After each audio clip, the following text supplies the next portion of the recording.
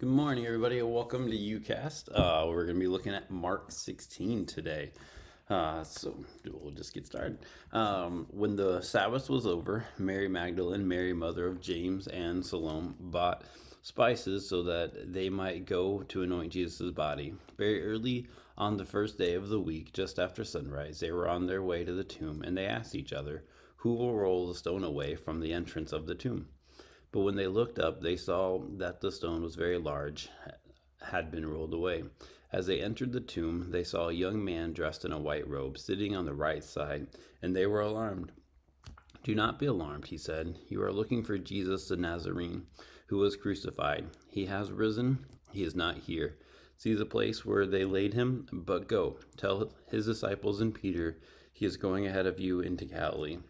There you will see him, just as he told you."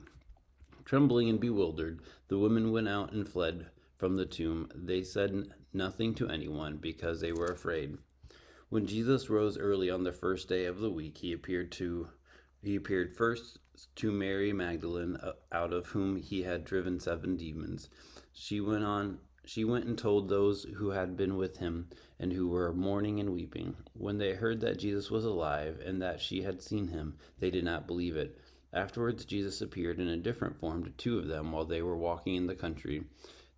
These these returned and reported it to the rest, but they did not believe them either.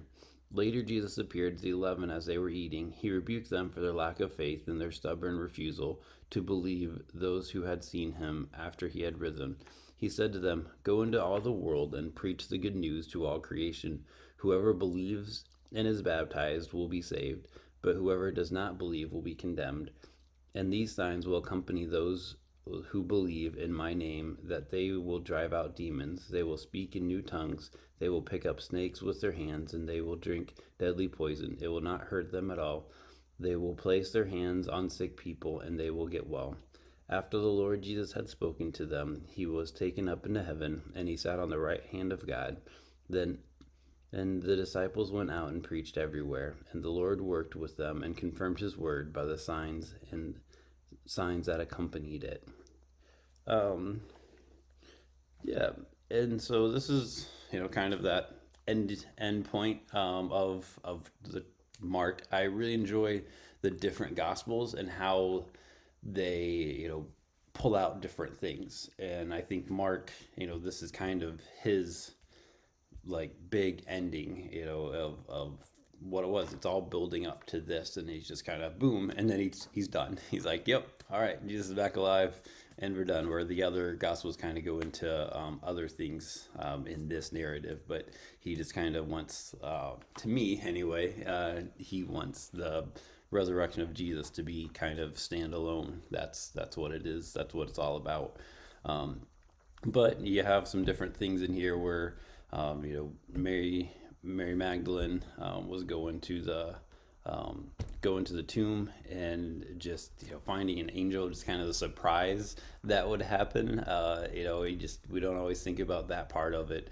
To the point of trembling, bewildering, the woman went out and fled from the tomb. They said nothing to anyone because they were afraid. You just were told by an angel that Jesus is alive, and then they still don't tell anybody. So it's kind of that, like, how trying to put myself in their mindset, because time and time again, and whenever anyone encounters an angel, the first thing the angel typically says is something along the lines of "Don't be afraid," because angels aren't the little babies floating around, happy little things that we think of. It's everyone's afraid of them.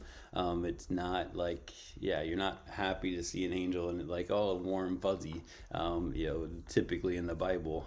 So it's kind of interesting how it's adapted to fit a narrative we enjoy more, is how I think of it. But yeah, and so they're just so scared, let alone they are scared of the other disciples, of what they will think when they come and tell them this story, like, Jesus is alive. They're gonna be like, "No, he's not." But yet we have that hindsight that we know he's alive, and we're like, "Come on, believe it." And yeah, in the story of even doubting Thomas in another gospel, of he won't believe it till he sees the nails, the nail holes in his hand. And so, like, yeah, how much would we actually be like that if we were in that situation? So, and then just I love the call that Jesus gives them. He said to them, "Go into all the world, preach the good news. All creations, whoever believes and is baptized will be saved, but whoever does not believe will be condemned." And even those other parts that we kind of like to, especially in our denomination or our congregation, is the snakes, the tongues, the poisons, all those things. I haven't done many studies on that, but when I think of those, I think of just things that are hard and done in Jesus' name, in the name of God. Because, I know people that have done several amazing things in their lives. They have worked really hard for the gospel of God and things that are completely unbelievable. And, but they did it in His name. So all those things didn't bother them. What they have gone through just kind of was like, okay, yeah, that's part of it. Um, and so just yeah, so I guess when I see those things, I think of just signs and wonders of who God is and how God is working in our lives. So um, yeah, and so that's kind of the end of Mark. I enjoyed the book. I mean, obviously, it's a gospel. It's a great book, but I enjoyed reading it with you guys. I wasn't here all the time, but yeah, so I'm excited where we're going to go next, and hopefully, you guys join us later. Later today, we do have our UC family with the Scott Husbands family.